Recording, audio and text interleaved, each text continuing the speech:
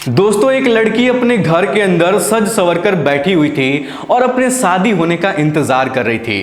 तभी उसको पता चलता है कि उसके घर से बारात वापस चली गई है। क्योंकि दोस्तों, जो लड़का था वो सरकारी टीचर था और दहेज में फॉर्च्यूनर गाड़ी और बहुत सारा पैसा भी मांग रहा था। लेकिन जब लड़की को पता चला कि लड़के वाले दहेज मांग रहे हैं तो लड़की सोचती है कि मेरे पापा इतना सारा पैसा दहेज कैसे दे पाएंगे। दोस्तों, लड़की शादी करने के लिए मना कर देती है, लेकिन उसके पापा नहीं मानते हैं और धूमधाम से शादी की तैयारी शुरू हो जाती है। जब दूल्हा बारात लेकर लड़की के घर पर आता है तब लड़की के पापा को गाली देने लगता है और उनको मारने भी लगता है। यह सब देखकर बारातियों में बहुत ज्यादा हंगामा मच जाता है और दोनों पक्ष में लड़ाई झगड़े होने लगते हैं।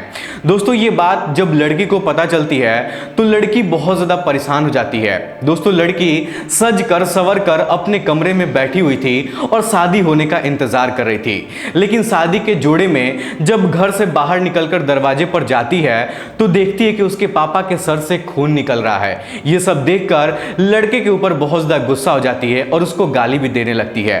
दोस्तों, लड़की दूल्हा पक्ष के लोगों से कहती है कि अब चाहे कुछ भी हो जाए लेकिन मैं आप लोगों के घर में शादी कभी भी नहीं करूंगी।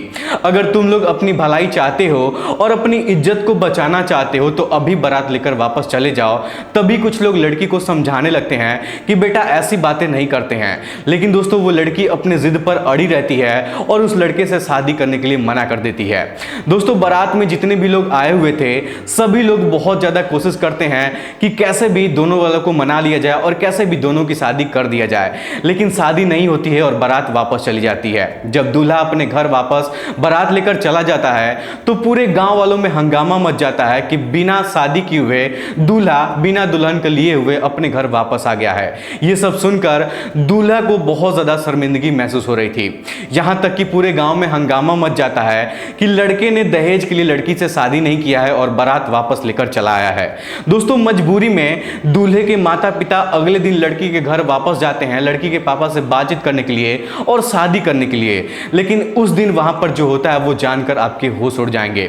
दोस्तों, लड़की अपने पापा की इकलौती लड़की थी और पढ़ने में बहुत अच्छी थी, इसलिए लड़की के पापा सोचते हैं कि लड़का सरकारी टीचर है, अच्छा खासा पैसा कमाता है तो शादी कर देनी चाहिए। लेकिन उनको क्या पता था कि वो जो लड़का वाले लोग हैं वो लोग दहेज के लालची इंसान हैं। दोस्तों, कहानी बहुत ही ज्यादा इंटरेस्टिंग है, दिल को छू जाने वाली है। आइए जानते हैं पूरी कहानी इस वीडियो के माध्यम से। लेकिन वीडियो में आगे बढ़ने से पहले वही आप लोग से छोटा सा रिक्वेस्ट है कि अगर आप लोग हमारे चैनल पर पहली बार है तो चैनल को सब्सक्राइब कर लीजिए और वीडियो को लाइक कर दीजिए ताकि जो मेरा हौसला है वो और भी ज्यादा बढ़ता रहे और भी ज्यादा इंटरेस्टिंग कहानियां ऐसे ही मैं आप लोग को सुनाता रहूं। दोस्तों, ये कहानी जालौन की है। लड़की का नाम अंजलि यादव होता है। अंजलि अपने मम्मी पापा की इकलौती लड़की थी। अंजलि के पापा एक कंपनी में मैनेजर थे जो सूरत में रहकर किसी कंपनी में काम करते थे और अच्छा खासा पैसा भी कमाते थे। दोस्तों, अंजलि अपना ग्रेजुएशन कंप्लीट कर चुकी थी और सरकारी नौकरी की तैयारी कर रही थी। तभी गांव के एक सरपंच जी अंजलि के घर पर आते हैं और अंजलि के पापा से कहते हैं कि एक लड़का है जो सरकारी स्कूल में टीचर है, अच्छा खासा उसका सैलरी भी है, अगर तुम चाहो तो अंजलि की शादी उससे करवा सकते हो।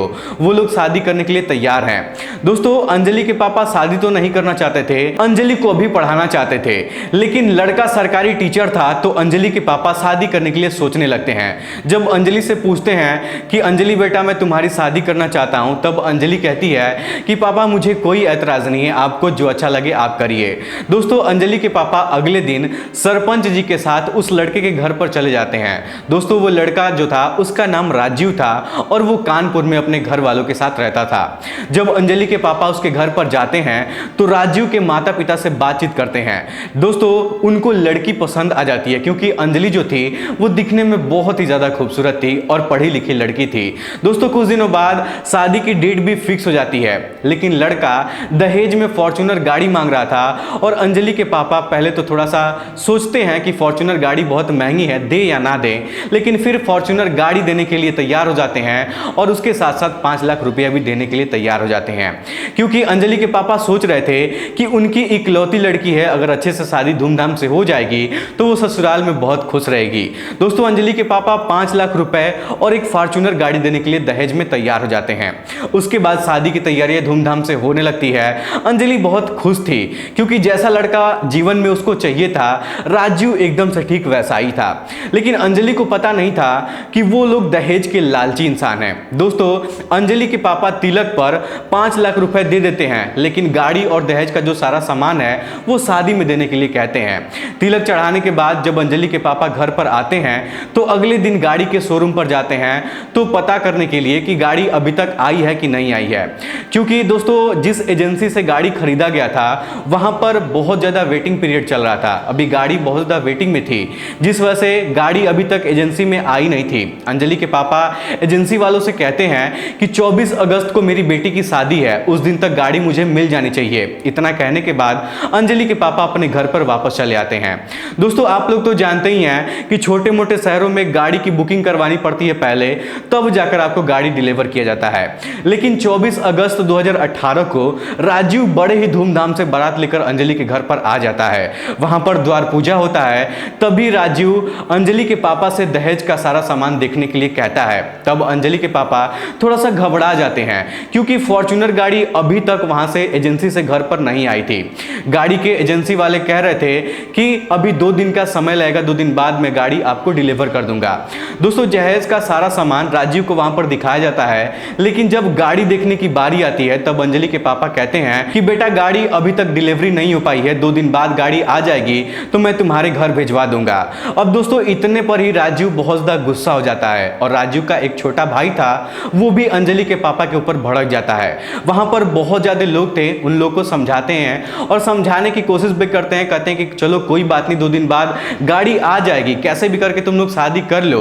लेकिन दोस्तों जो राजू का छोटा भाई था वो बहुत ज्यादा गुस्सा हो रहा था। जो राजू का छोटा भाई था वो माफिया किस्म का इंसान था, वो अंजलि के पापा को खींचकर एक थप्पड़ मार देता है। दोस्तों वो लड़का जो भाई था राजू का, वो अपने हाथों में कड़ा पहना हुआ था और उसी कड़े से उसके पापा के यहाँ सर पर चोट लग जाती है, जिस वजह से उनके सर से खून आने लगता है। ये सब देखकर आसपास के लोग बहुत ज्यादा हैरान और परेशान हो जाते हैं। अंजलि के रिश्तेदार के कुछ लोग थे, वो लोग राजू के घर वालों से लड़ाई झगड़ा करने लगते हैं। दोस्तों देखते ही देखते माहौल वहां का एकदम से बिगड़ जाता है। तभी रिश्तेदार की एक औरत अंजलि से जाकर बताती है कि तुम्हारे पापा को बारात के कुछ लोगों ने मार दिया है और उनके सर से खून निकल रहा है। दोस्तों इतना सुनने के बाद अंजलि बहुत ही ज्यादा परेशान हो जाती है।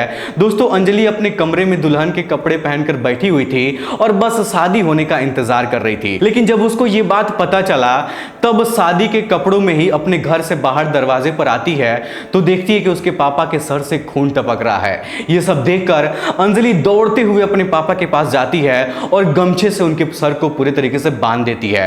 उसके बाद राजू के ऊपर गुस्सा करने लगती है, राजू के भाई को बहुत ज्यादा गाली देने लगती है और बहुत ज्यादा डांटती भी है।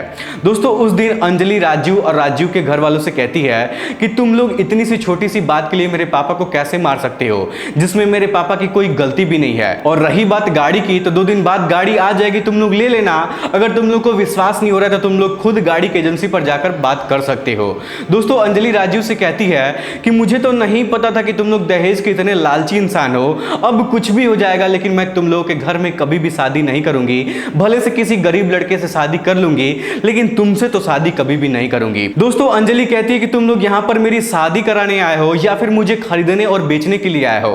अंजलि कहती है कि अगर तुमको दहेज चाहिए तो तुमको मेरे पापा के घर पर रहना होगा और मेरे घर का सारा काम करना होगा। अगर तुम राजी हो तब मैं तुमसे शादी करूंगी, वरना नहीं करूंगी। तुमको मेरे घर जमाई बनकर रहना होगा। दोस्तों इतना सुनने के बाद बारातियों में हंगामा मच जाता है और सभी लोग बहुत ज्यादा परेशान हो जाते हैं। कैसे भी करके अंजलि के घर वाले और राजी के घर वाले चाहते थे कि दोनों की शादी हो जाए, लेकिन उस दिन हंगामा इतना ज्यादा हो जाता है कि शादी टूट जाती है और राजू बारात लेकर वापस अपने घर चला जाता है। जब घर पर जाता है तो राजू के गांव में चारों तरफ शोर मच जाती है कि बिना शादी के हुए दूल्हा अपने घर वापस चला है। यह सब सुनकर राजू को बहुत ज्यादा बेइज्जती महसूस हो रही थी, क्योंकि गांव वालों को यह भी पता लग गया था कि दहेज के लिए राजू ने उस लड़की से शादी नहीं किया है और वैसे ही घर वापस चला है। दोस्तों अब राजू के घर वालों को बेइज्जती बर्दाश्त नहीं हो रही थी और अगले दिन राजू के पापा और राजू की मम्मी दोनों लोग अंजलि के घर पर जाते हैं उसके पापा से बातचीत करने के लिए और शादी करने के लिए। लेकिन जैसे ही वहां पर जाते हैं वैसे ही अंजलि राजू के माता पिता को देखकर भड़क जाती है और हाथ जोड़कर उन लोगों से कहती है कि आप लोग यहां से चले जाइए, मुझे आपके घर में कभी भी शादी नहीं करना है।